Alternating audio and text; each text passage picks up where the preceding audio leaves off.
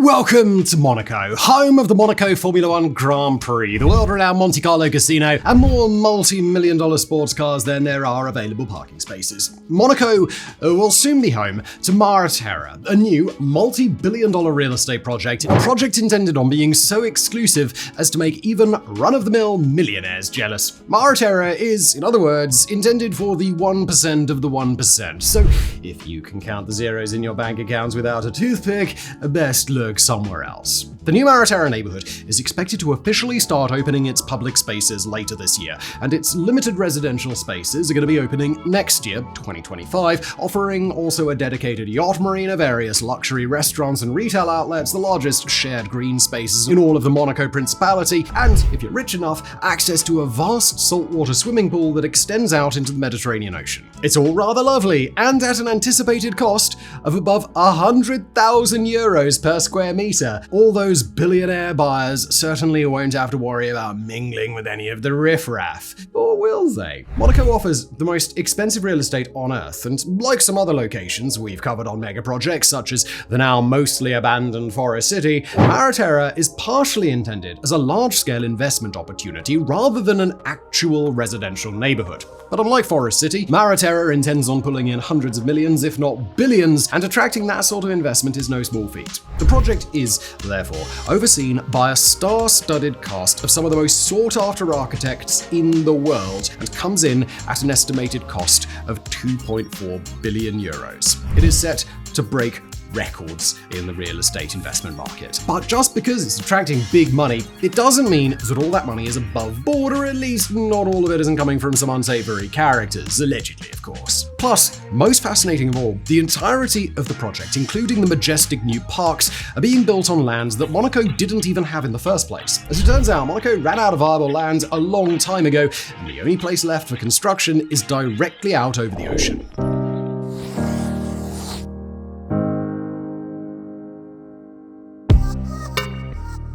After some initial trouble with finances, construction of Mareterra officially kicked off in 2011. And as a rather startling declaration as far as Monaco is concerned, it was marketed as a project that would have very few spatial restrictions. The proposal put forward was a new neighborhood intended for the most elite residents in Monaco and the world, though in this case much of the decision-making was in the hands of the initial buyers. The proposal was backed by 5 of the most prestigious families in Monaco, as well as the royal family, and early adopters were given the freedom to bring in any architect they desired.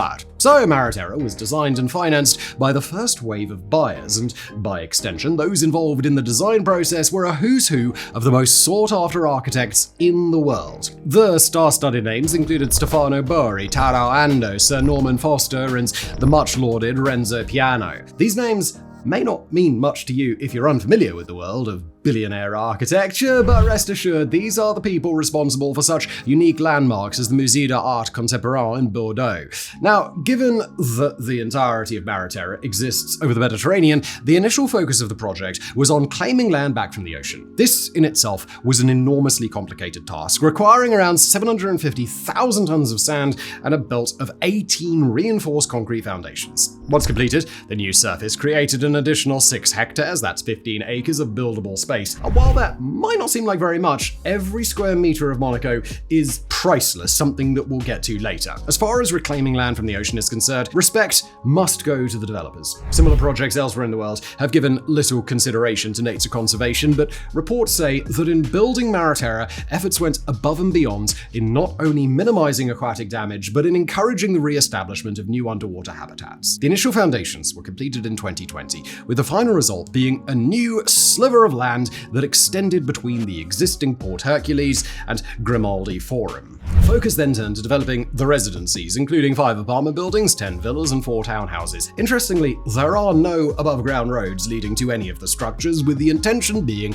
that Mareterra remain an entirely car-free neighborhood. A progressive notion, you'll probably agree, though there's a good chance that the exclusion of roads was out of necessity more than anything else, something that we'll also be getting into. The space that would otherwise have gone to roads instead went into immaculate shared spaces such as the Central Place Princess Gabriella Park, the Le Petit Portier, a marina able to house 15 yachts, as well as the scenic promenade Prince Jacques. The crowning jewel of Mareterra, meanwhile, is without a doubt Renzo, a landmark building reserved for those willing to fork out a little extra. Covering 126 square meters of ground and rising 71 meters into the air, the 17-story, ultra-luxury building houses just 50 apartments. However, those that buy in Renzo are granted access to an amenity apparently designed to make nearby neighbors envious, an additional 20-meter or 65-foot by 16-meter 54-foot saltwater swimming pool. Now, if you were checking your bank account to ensure you have a spare $40 million lying around, I'm afraid we got some bad news. Even if you do have the money, you may still not be allowed to buy depending on your background. It turns out that as full of billionaires as Monaco is, the country also has a less than desirable reputation as being a safe haven for some of the most high-profile, shady individuals that are not currently in prison. Or at least there is heavy speculation in that regard, allegedly. Whether the speculation is true or not, we obviously can't say for sure, but Monaco is often referred to by another name, and it's not a very flattering one.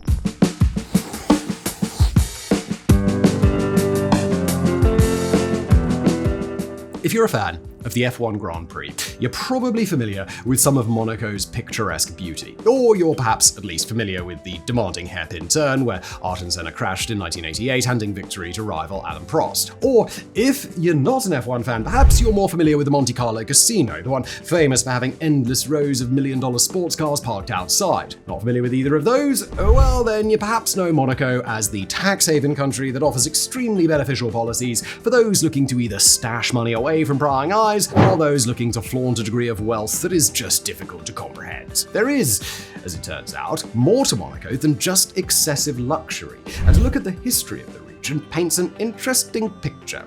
Monaco has had a long and rather complicated relationship with neighbouring France, and much of what the country is today is a direct result of that relationship. The short version is that Monaco has been a part of France, or has been ruled over by France for various historical eras, but the Monaco royal family was always pushing to gain and keep independence. Independence was eventually achieved through the Treaty of Turin in 1860, but that agreement required that the towns of Mentone and Roquebrune be handed over. The two towns, incidentally, represented about 95% of Monaco at that time, so what remains today is just a fraction of what it once was. Faced with very limited space and a need to make ends meet, the Monaco royal family decided to focus primarily on tourism, specifically gambling. That gave rise to the world-renowned Monte Carlo casino in 1863, as well as a number of other luxury entertainment venues that followed soon after. Taxes earned from the casinos went straight back into infrastructure and further development, helping the area slowly establish itself as amongst the most desirable upper-class holiday destinations in the world. It was also not by coincidence in 1869 that Monaco famously stopped taxing the income of local residents, a consolation for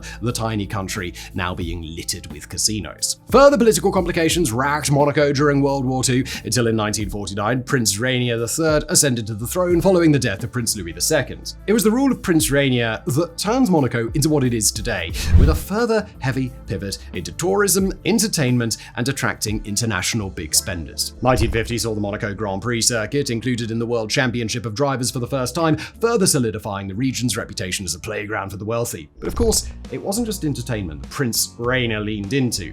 It was also the implementation of extremely beneficial tax policies. We already mentioned the complete absence of personal income tax, but add to this also the absence of capital gains tax, a lack of wealth tax, zero dividend tax, as well as favorable property and business taxes. There are various conditions relating to these policies, but the bottom line is that if you're looking to invest large sums of money, specifically in real estate, Monaco is your best bet. As shrewd as the policies were, and still are, at bringing in massive real estate investment, however, there's a pretty obvious problem. Monaco gave up 95% of its space. The country is, in fact, the second smallest in the world after Vatican City. It's got just 2 square kilometers available for development. What we have here, then, is a rather unfortunate conundrum. How do you keep coming up with new real estate investment opportunities when space is exactly what your country doesn't have? The truth is that apart from being the sunny place for shady people, which we'll get to, Monaco has another rather undesirable reputation, being the most densely packed region in the world. There are a staggering 18,750 inhabitants per square kilometer, significantly more than New York City, which comes in at just 11,313. Monaco is so desperate for space that despite what you may have seen in glitzy marketing material, high-rise buildings are squeezed in quite literally wherever they'll fit. But not to worry. Monaco found another bold solution, even if it's temporary. Developers, supported by the royal family, set out on a relentless quest to expand out over the ocean, a process that's been ongoing since at least the 1950s. Fontvieille, for example, was previously an undesirable industrial zone, but thanks to the initiative created by the late Prince Rainier III, the area was renovated and expanded out over saltwater. That region today is home to around 4,000 upper-class residents, which is, by the way, about 12% of the entire population of Monaco. Fontvieille, like many other parts of Monaco, also has a reputation for being extremely densely populated. But going back to Mareterra, let's talk more about those money-attracting tax policies. You may be wondering if Mareterra is simply going to land up as a neighborhood of allegedly shady individuals, all simply taking advantage of favorable policies as a means to consolidate millions. Well, as it turns out, developers are aware of Monaco's reputation and so are taking steps to try and keep out unwanted elements. Plus, there's a good chance that most of the multi-million-dollar residences will remain empty anyway, even after being purchased.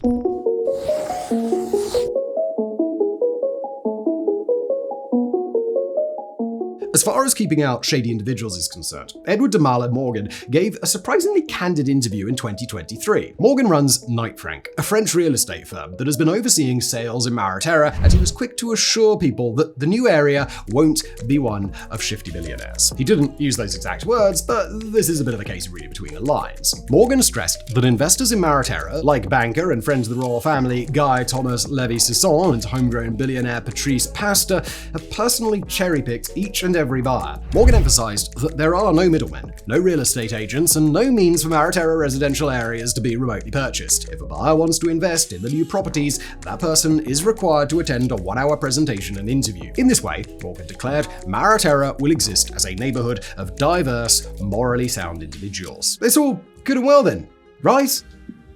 No. The interview process sounds good in principle, but there is speculation that it might actually be nothing more than an attempt to make Mareterra seem even more prestigious and unattainable.